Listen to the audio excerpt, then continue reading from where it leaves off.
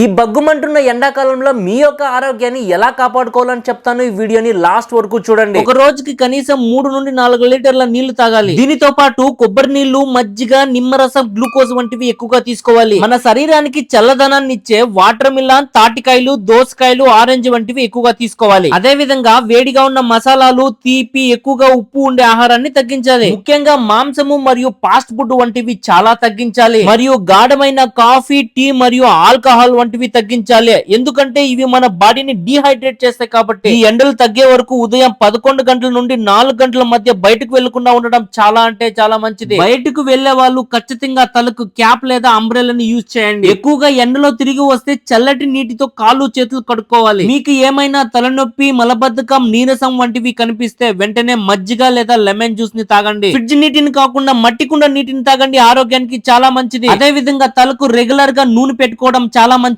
పిల్లలు మరియు ఏజ్ అయిన వాళ్ళు చాలా అంటే చాలా జాగ్రత్తగా ఉండాలి. ఎందుకంటే వీళ్ళకి వేడిని తట్టుకునే సామర్థ్యం ఉండదు కాబట్టి. అదే విధంగా పిల్లలకు నీరు, మజ్జిగ, పండ్ల రసాలు వంటివి ఎక్కువగా ఇస్తూ ఉండాలి. అదే విధంగా ఈ వీడియోని లైక్ చేసి ఎవరైతే ఎండలో ఎక్కువగా తిరుగుతారో వాళ్ళకి ఈ వీడియోని షేర్ చేయండి.